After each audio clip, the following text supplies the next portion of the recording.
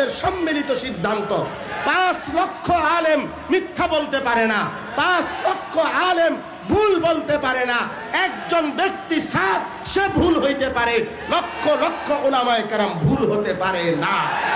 সাদ এবং তার অনুসারীরা যতক্ষণ পর্যন্ত তাদের গোমরাহি ত্যাগ না করবে ততক্ষণ পর্যন্ত তারা ভণ্ড প্রতারক হিসেবেই গণ্য থাকবে।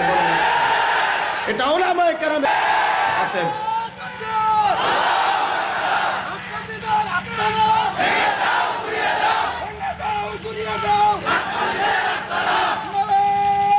হ্যাঁ, এটা মনে রাখবেন, বাংলাদেশ আমার জমিন, মুসলমানের জমিন। এখানে ইসকন লিগো টিকবে না, সাদ লিগো টিকবে না। এখানে সাদের প্রেতাত্মারাও থাকবে না, ইসকনের গুন্ডারাও থাকবে না। বাংলাদেশ, বাংলাদেশ মুমিনের বাংলাদেশ। কালেমার মাটি আমার ছোট হইতে পারে, 56,000 বর্গ মাইলের 1 ইঞ্চি জমিন ওই 130 কোটি হিন্দু বেঈমান ভারতের আধিপত্যবাদ ওই পত্তলিকদেরকে দেওয়া হবে না ইনশাআল্লাহ। ইনশাআল্লাহ ভাই, আমি শহীদ হব নয় তুমি শহীদ হবে ইনশাআল্লাহ, কিন্তু বাংলার জমিন নিরাপদ জমিন ইসলামের জন্যই থাকবে ইনশাআল্লাহ। এই যে পৃথিবীর নতুন যেই ফিতনা, পৃথিবীর নতুন যেই ভণ্ড সাদ নামের ওই ভণ্ড প্রতারক, তার কিছু গুন্ডা অনুসারী দিয়ে, সন্ত্রাসী দিয়ে একটাই মিশন, উলামায়ে কেরাম থেকে উম্মতকে বিচ্ছিন্ন করা। আর কিচ্ছু না। তোর আমিরগিরি দিয়ে তুই করবিটা কি? তোর এই পৃথিবীর মাতবরি দিয়ে করবিটা কি? তুই তো মরেই যাবি কয়দিন পরে। কথা বুঝছেন?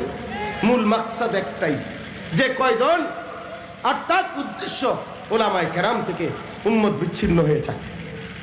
উলামায়ে কেরামের কাছে উলামায়ে কেরাম কে? তৃতীয় পক্ষ, আমরা তৃতীয় শক্তি। আল্লামা মামুনুল হককে হেরা কেউরে চেনে না, হেরা এখন কেউরে চেনে না। আমরা তৃতীয় পক্ষ, আমরা হলাম অন্য লোক। আমরা চাঁদের দেশের থেকে আসছি, আমরা মঙ্গল গ্রহে থাকতাম, পরে চাঁদের দেশে আইছি, হেন থেকে আইছি বাংলাদেশ। আমরা 22 আইছি, আমরা জানি না। এদেশে বছরের পর বছর সারা পৃথিবী ব্যাপী রাসূলুল্লাহ সাল্লাল্লাহু আলাইহি ওয়াসাল্লাম উম্মতের জন্য উলামায়ে কেরামকে ওয়ারিস বানিয়েছেন। নবীর জবানে ঘোষণা, এটা আল্লাহর কোরআনের ঘোষণা। সুম্মা আওরাসনাল কিতাব, ওয়ারাসাত কোরআনের আমি বানাই। আল্লাহ বলেন কোরআনের ওয়ারিস আমি বানাই। রাসূল বলছেন নবীদের ওয়ারিস উলামায়ে, আল্লাহর ফয়সালা, আল্লাহর ফয়সালা, অথচ এরা চিনে না।